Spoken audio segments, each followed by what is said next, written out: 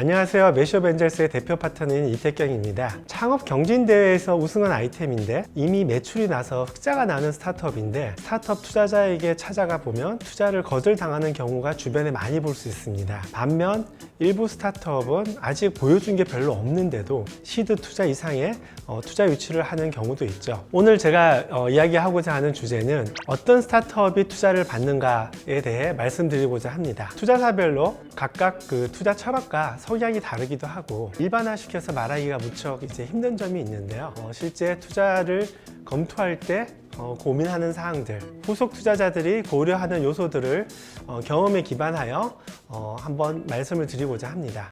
제가 투자를 검토할 때 많이 보는 것 중에 하나가 창업자의 꿈의 크기와 집념입니다. 창업자가 꿈의 크기가 작거나 아니면 의지가 약할 경우에는 창업을 하면서 생기는 여러 가지 험난한 일들을 헤쳐나가지 못하는 경우가 많아요. 소위 말하는 멘탈이 무너지면서 중간에 사업을 포기하시는 경우도 많이 볼 수가 있습니다. 또한 이러한 꿈의 크기는 스타트업의 성장의 그 크기와도 관련이 될 수가 있는데, 시장이 크더라도 만약에 창업자의 꿈이 작다면 투자자가 생각하는 규모의 성장을 이루지 못하는 경우가 있기 때문이죠. 저희가 꿈의 크기나 야망 같은 것들을 확인하기 위해서는 정량적으로 평가하기는 힘들고 서로 대화를 통해서 판단할 수밖에 없는데, 실제 창업자들이 어떤 삶을 살아왔고 또 공동 창업자들이 어떠한 가치관을 가지고 어떻게 모이게 됐고, 그리고 이루고자 하는 비전이나 이런 것들은 어떤 건지 이런 것들을 저희가 계속 이야기를 하면서 정성적으로 판단을 한다, 이렇게 보시면 되겠습니다. 또 저희 사례 중에 하나가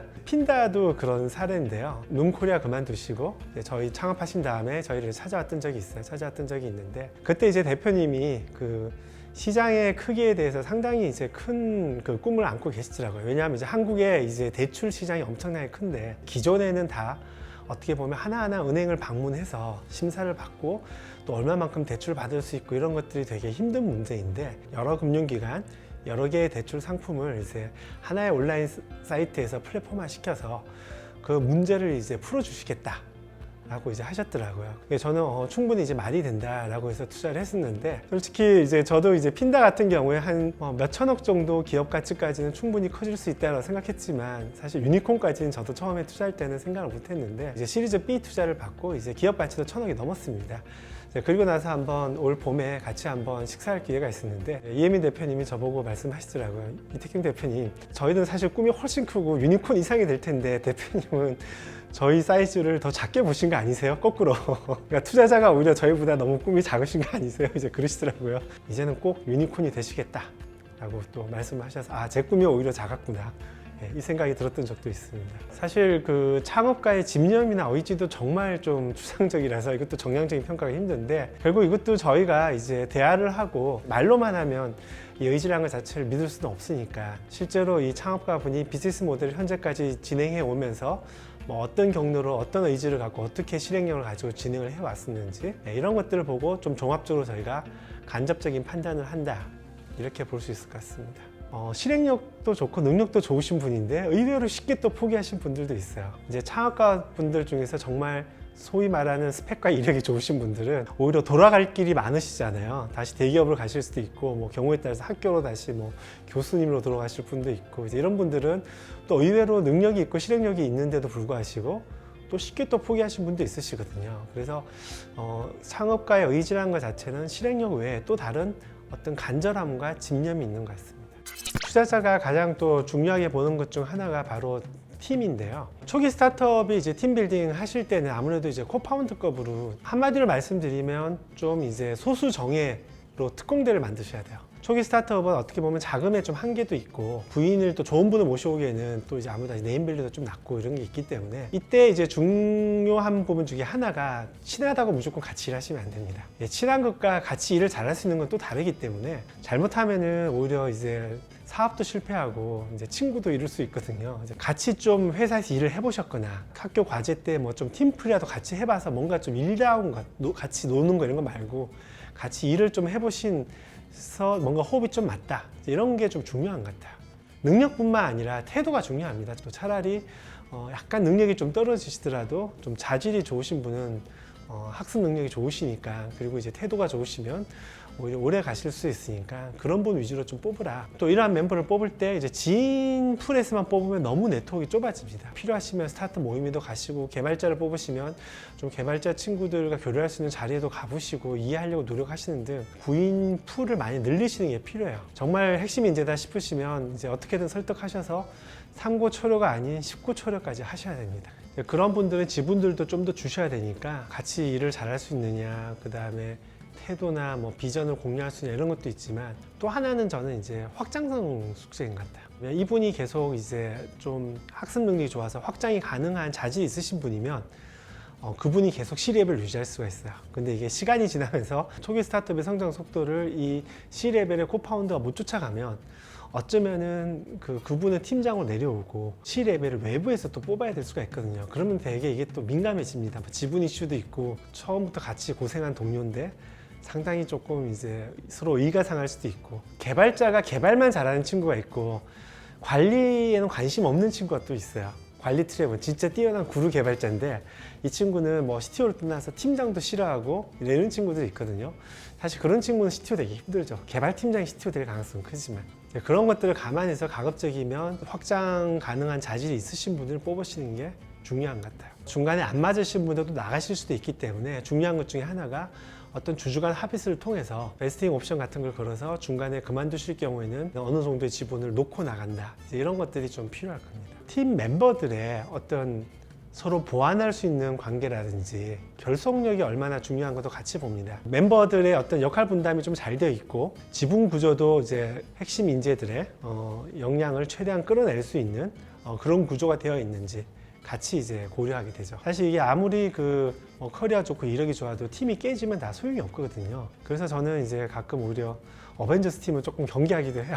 왜냐하면 깨지고도 각자 가실 곳, 각자 도생할 길이 너무 많아서. 초기 스타트업은 지표가 크게 나온 게 별로 없어요. 비즈니스 모델 자체도 실패하면 다시 이제 수정을 해야 될 수도 있기 때문에 결국 앞으로 좋은 지표를 만들고, 그리고 이제 비즈니스 모델을 훌륭하게 이제 피벗할 수 있는 건 결국 팀에 달려있기 때문에 아무래도 이제 팀에 대해서 더 비중을 많이 볼 수밖에 없는 것 같아요. 대다수 투자자들 그래도 팀과 시장 크게 두 가지를 많이 보는 편인데, 초기 투자자는 좀 더 팀에 좀 더 비중을 많이 두고요. 후기 투자자도 팀을 많이 중시하지만 아무래도 좀 시장의 지표나 이런 것들도 상당히 같이 많이 중시한다, 이렇게 보시면 되겠습니다.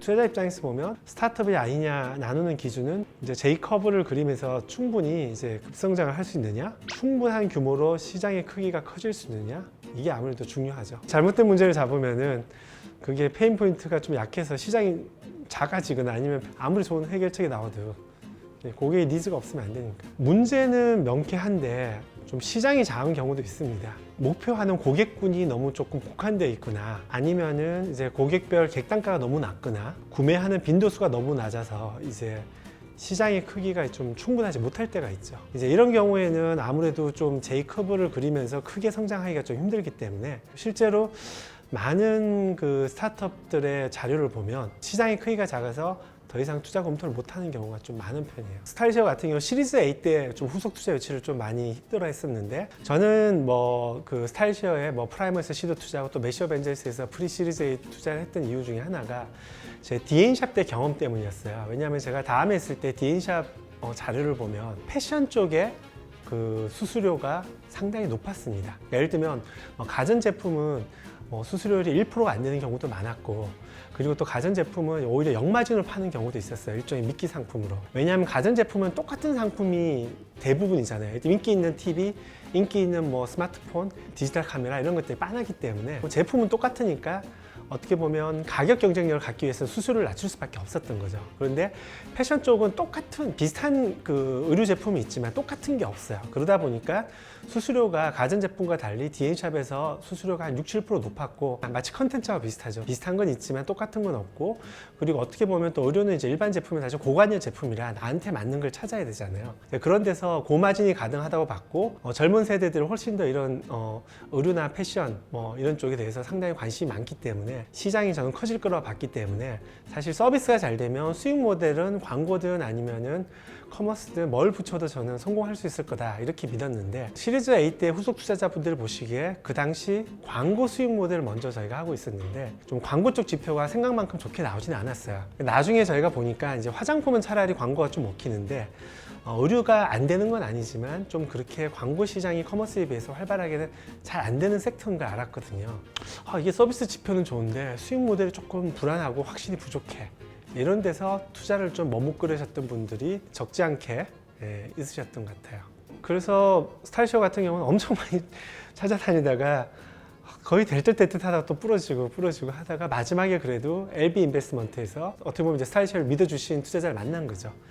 그래서 LB 인베스트먼트가 시리즈 A 투자를 흔쾌히 확정해 주셔서 다행히 힘든 시기를 잘 넘겼던 것 같습니다. 투자 유치 못했으면 데미지가 컸죠. 제가 알기로는 LB 인베스트먼트에서 그 자금이 그 송금한 날이 거의 그 월급날 바로 직전에 제가 송금 받았다고 보고 받았거든요. 위험한 상황이었죠. 최근에 이제 저희 시리즈에 투자 유치한 MZ 패밀리 같은 경우도 그런 케이스였는데 처음에 대표님이 조금은 보수적으로 생각하셨어요. 회사의 크기를 한 이 정도에서 이제 M&A로 엑시트하면 되지 않을까? 그럼 투자자분도 엑시트할 수 있고 최근에는 그래도 이제 워낙 컨텐츠 사업이 잘 나가고 최근에 또 이제 큰 그 인수 사례도 많았잖아요. 이제는 그래도 나도 이 정도는 키워봐야겠어라고 대표가 하다 보시면 또 커지시는 경우도 있으세요. 물론 이제 저희는 MZ 패밀리 처음에 투자했을 때 대표님 보고 분명히 더 커질 수 있을 거다라고 말씀을 드렸고 실제로 저희보다 조금 더 커질 수 있을 것 같아요. 저희가 예상한 것보다도.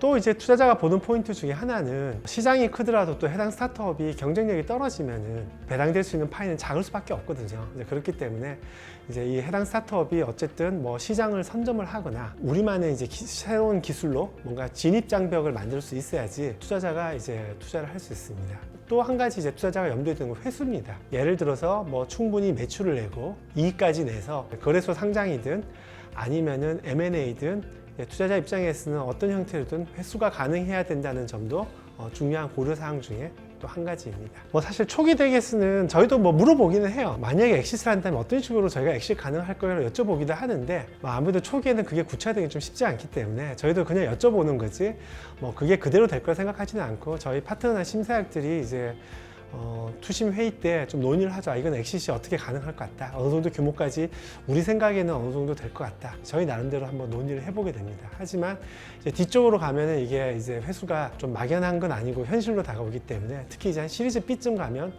회수 플랜이 어느 정도 좀 명확해져야 돼요. 예를 들면 IPO든 아니면은 거래소 상장이든 아니면은 M&A든 어느 정도 좀 그림이 좀 그려져야죠. 더욱 구체적으로. 어떤 스타트업이 투자를 받을까를 정리를 해보자면 우리가 풀고자 하는 문제가 고객의 진정한 페인 포인트가 맞는지를 투자자에게 잘 설명할 수 있어야 하고요. 그 페인 포인트를 우리 팀이 가장 잘 풀 수 있는 팀이라는 것을 투자자에게 어필할 수 있는 것이 중요합니다. 그리고 투자자와의 커뮤니케이션을 하실 때는 거짓 없이 솔직하고 명확하게 커뮤니케이션을 하시는 것이 더욱 투자 유치가 원활하게 될 수 있을 것이라고 생각을 합니다. 다음 영상에서는 사업 계획서를 어떻게 작성하고 피칭을 잘할 수 있는 팁에 대해 다뤄보도록 하겠습니다.